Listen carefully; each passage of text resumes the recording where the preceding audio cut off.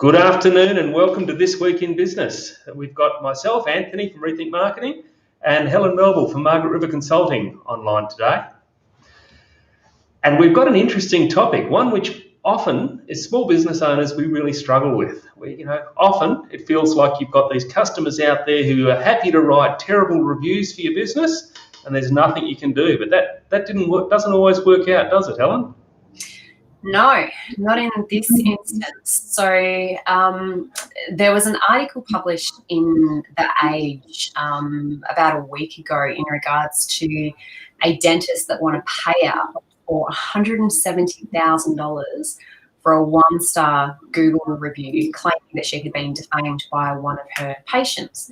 So I just thought, as the marketing expert, perhaps we could try and unpack this article a little bit and talk about, the damage that was done to this professional, but also, how to manage these types of things that may occur for business owners. It can be difficult because, from time to time, we do let our customers down. But some of the time, people just get a bee in their bonnet and they want to start writing, really flaming you all over the internet in all kinds of ways. And we, as consumers, we also need to remember that what we write online actually exists in a different format to the spoken word. It's there pretty much forever, and it can form the basis of a defamation action. In this particular instance, by the looks of it, the lady wrote some clearly defamatory. The court found defamatory comments around the treatment that she received at this dentist, and probably made the mistake of not qualifying them with the statement, "in my opinion," or "I felt," or something along those lines. She made it very, very clear statements that the person was undermining, or the dentist was undermining, and that they were incompetent or whatever the case may be. It's important to note this isn't the first of these kind of cases I've seen. I've seen one which was about $780,000 against a lawyer in Melbourne. Don't write reviews against lawyers, guys, unless they're a positive one. You may feel it, but it's probably not the best thing to do to put that in writing against somebody whose job is to litigate against people who write defamation. There's been one against a vet, which I think was about $450,000. And why these sums are so significant is the immediate recognition of how important that reputation is to that particular business owner. And if I'm going to go to a brain surgeon and I'm looking at their reviews on White Coat or something else like that and it says they're incompetent, it's immediately going to impact on their earnings, isn't it? You kind of, as customers, will look at it. So the fact that a single one-star review led to a $170,000 payout almost tells me the value of a one-star review in terms of the potential cost of business there for this person in their business. That's how the courts have come out with that finding. And I think the dentist also was able to provide some analytics, so traffic to their website, the amount of conversions that they had lost from business and direct sales from their website, to be able to show that this one-star review had actually impacted and made a difference to their their income and to their reputation.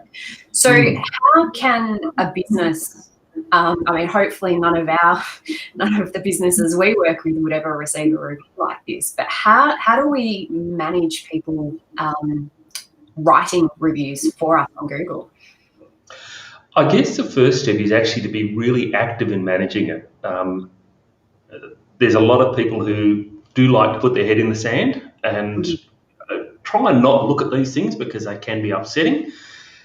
Can feel like somebody's attacking the validation that you've got behind your business, but they are a really important thing that you've got to keep your eye on. If you had a retail shop and somebody's graffitied the front window of your business, you're going to notice it when you walk in the morning. This is effectively the same sort of thing. Yeah.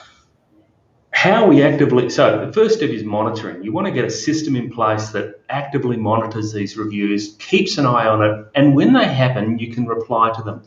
It's really important you reply to every review, both positive and negative. And sometimes the reply will take the form of a response on Google or whatever platform it is. It might be a thank you, it might be an acknowledgement of where you might have let somebody down, it might be a bit of humble pie if that's what needs to be eaten. It might even be that you need to go and talk to a solicitor and have the appropriate letters engaged at that point in time, letting people know that this is not. We consider this to be a matter that needs further attention. Yeah. Most. Sorry, I was going to say Google Business does provide you a notification, doesn't it, to let you know that a review has been left? It certainly does. Once you've claimed your Google Business, you'll get a notification inside the Google My Business console, but you will also get an email sent out to you which says, hey, congratulations, or you've just got a 1-star review, and you kind of look at it and deal with it from there. Okay. And it's not just Google that you need to keep an eye on. If you're in hospitality or tourism, TripAdvisor is definitely another platform. People will leave recommendations or anti-recommendations on Facebook. There's a plethora of other platforms, which is really worth, at a minimum on a monthly basis, just Googling your brand name, making sure where you pop up and seeing any new feedback that's out there. It might be on a site. I only uncovered one recently called Bark, which seems to get a little bit of traction as well. So there, Yellow Pages has them, Yelp, Womo, the list goes on forever. But the big ones that have the biggest impact there are certainly Google and, to a lesser extent these days, TripAdvisor.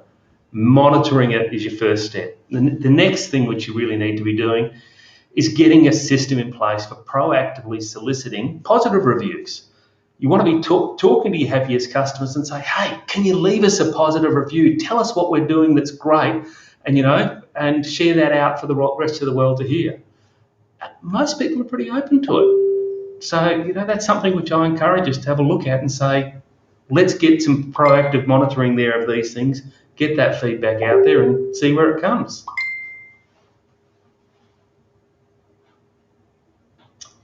I seem to have lost Helen there. Well, I might leave it at that. She's frozen online there. But thank you very much, everyone, for your time. We look forward to talking again next week, and we will be back. See ya.